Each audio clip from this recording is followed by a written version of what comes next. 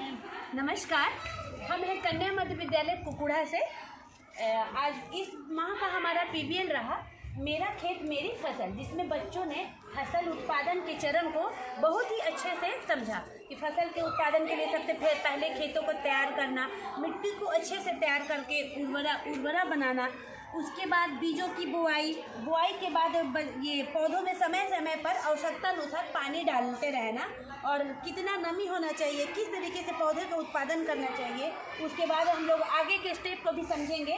खाद एवं उर्वरक मिलाना, सिंचाई, निराई गुड़ाई, भंडारण करके हमने सीखा और बच्चे काफ़ी इंजॉय कर रहे हैं। बहुत अच्छे तरीके से बच्चे हमारे पीबीएन के तहत करके सीख रहे हैं और काफ़ी मज़ा भी आ रहा है। आज हमारे पीबीएन का 5वां दिन है। पीबीएन का 5वां दिन है।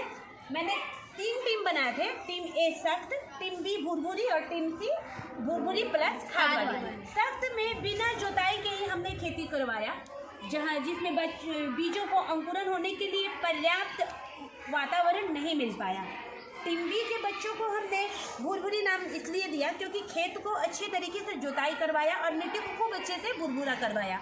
और टीम सी भुरभुरी प्लस खाद वाली। भुरभुरी करवाने के साथ साथ हमने इसमें बीजों को डाला ताकि बच्चे इस बात को अच्छे से समझ पाए कि खाद डालने से और ना डालने से खेतों में क्या अंतर होता है। यहाँ हम देख सकते हैं 5 दिन के बाद तो हालांकि कुछ अभी अंतर समझ में नहीं आ रहा कि खेत किसमें हमने खाद डाला है, किसमें खाद नहीं डाला है, क्योंकि ये अंतर समझने के लिए हमें 5 से 10 दिन का अच्छे से इंतजार करना पड़ेगा।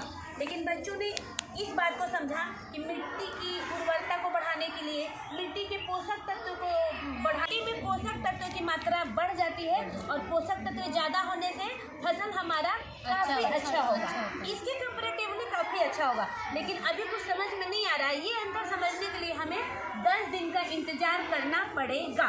तो कन्या मध्य विद्यालय कुकुड़ा में पीबीएन के तहत हमने करके सीखा खेतों में फसल की पैदावार कैसे होती है। स्टेप बाय स्टेप हमने चरण को समझा, मिट्टी को तैयार करना, बीजों को बोना और हाँ, साइंस किट की मदद से हमने सीड ड्रिल भी तैयार किया था दिखाने के लिए कि सीड ड्रिल की मदद से कैसे बीजों की बुआई होती है। और फिर खाद मिलाना, खाद के लिए भी हमने जैविक खाद का प्रयोग किया है जो बगल में ही खेत से हमने लाया है। इसमें किसी तरीके का उर्वरक या रसायन का प्रयोग नहीं किया गया है, बिल्कुल तरीके से जैविक खाद है, हमारे गांव में तैयार हुआ। अब और बच्चे हमारे इस कॉन्सेप्ट को बहुत ही अच्छे तरीके से समझेंगे। करके सीखा बच्चे, हमने मज़ा आया। हमने खेती के स्टेप को हमने समझा। बिना जोताई का हमने किया। बीजों को अंकुरित होने के लिए उचित वातावरण नहीं मिला, जिससे हमारी इसमें फसल अच्छी नहीं हुई है ना। और इसमें देखो कितने सुंदर और प्यारे प्यारे पौधे निकल के आए हुए हैं। इन दोनों क्यारियों में निकले हुए हैं ना। Yes ma'am. खाद वाले में और न खाद वाले में, बिना खाद वाले और खाद वाले। अंदर समझने के लिए हम लोग को कितना दिन का वेट करना होगा? 10 दिन वाला। 10 दिन के बाद देखें किसकी फसल अच्छी होती है। आज के 10 दिन के बाद हमारा क्या होगा? हमारा होगा रिजल्ट डे। तैयार है आप लोग? Yes ma'am. 10 दिन के बाद हम लोग यहीं आएंगे और अपने खेतों का अवलोकन करेंगे और फसल को भी अच्छे से देखेंगे और समझेंगे।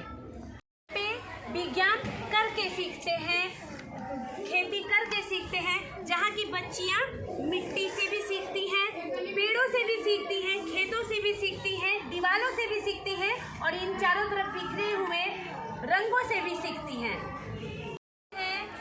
कन्या मध्य विद्यालय कुकुड़ा की किसान बेटियां।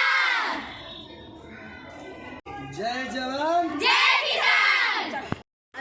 पूरे 10 दिन के बाद देखेंगे कि हमारे खेतों की क्या हाल है, किसकी फसल अच्छी हुई है। तो 10 दिन के बाद तैयार है आप लोग?